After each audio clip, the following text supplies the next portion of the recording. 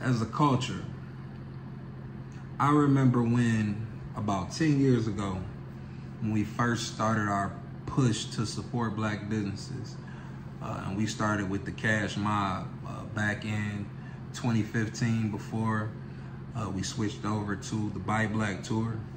But I remember when we started the Cash Mob back in 2015, and it wasn't a lot of people in the country really focused in on supporting black businesses at that level when we first started.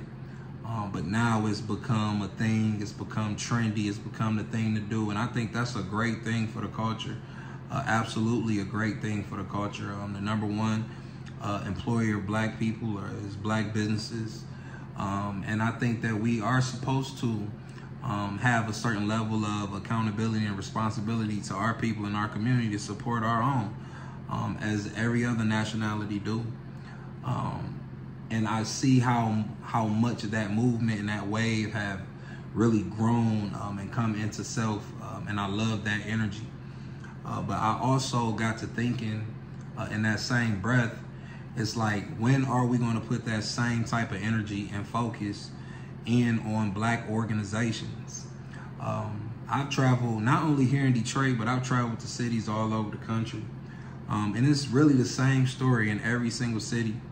The lack of support for black organizations who put their time, energy, and effort into the upliftment of our community and the betterment of our community and the structure of our community, focusing in on the kids in our community consistently with programs and plans, just don't get the amount of support that it should. And in 2023 going into 2024, that's a huge problem. When we are in a position to support everything else within our communities, we support, the financial sector, we support, the people on the internet, we support concerts, and we support the rappers and comedians, and, we support every aspect of black culture. But we are very slow to support black organizers who are organizing in their communities, and Lord knows how hard of a job this is. And just big up to everybody out there with the black community organization that's organizing in extremely rough neighborhoods and extremely rough conditions, with very low amount of resources and funding and things of that nature, but continue to get out here every single day, regardless of if they have the support or not, and continue to do the work for the people.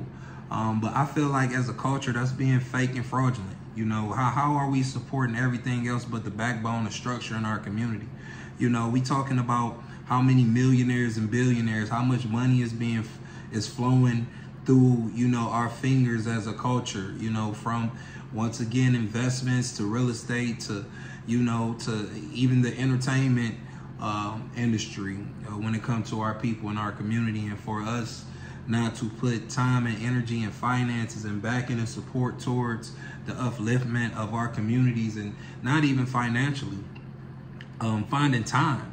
How do we continue to not find time when it comes to organizing and the upliftment and the betterment of our community? I mean, literally, I sat here in the city of Detroit this year, and I literally sat and I watched how everything was supported this year. I mean, it don't matter who the fuck was in concert this year, it was packed the fuck out. It don't matter who was throwing something, what party, what promoter, and everything was packed out. And then we look at parent-teacher conferences. We look at the attendance there. We look at the participation rate when it comes to programs for black, in which black organizers are organizing. The participation is low, and it's like, if you don't have a athlete or a rapper or entertainer that's involved with something in the community, it feels like it don't get a lot of support. It's like, I don't give a fuck about all that. My relationships is built on genuine people. So if you ever see me with an actor, entertainer, rapper, or anybody, I truly believe that they give a fuck about our people in our community, and our relationships was built organically. You know, I don't go out here chasing the beat to do photo ops with, you know, anybody of a certain level of popularity, you know, to draw people into the work that we doing. That's never been my strategy.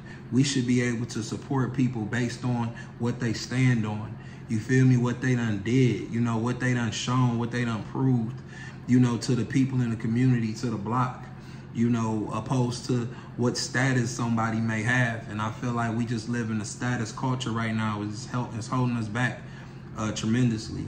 But that's just a thought of mine. You know what I mean? I really been thinking about that, and you know, my diagnosis of organization and organizing, not just here in Detroit, but you know, cities all over the country. It's the same story, the same song.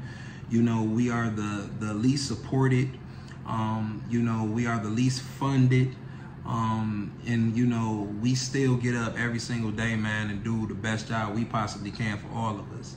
And until we start to support this type of energy more as a culture, I'm talking all the way up, you know, from all the rich millionaires and billionaires. I done seen all these different things where it's been millionaires and billionaires in the same room and panels and shit. And then people don't even have people from the block on the panels. Y'all niggas just talking money. You know, what about morals? What about codes? What about ethics? You know, what about a system of organization in our community? When is that language good enough to be supported by the culture? And that's just a thought. Ain't always about the money. What about integrity, nigga? What about morals, nigga? What about respect, nigga?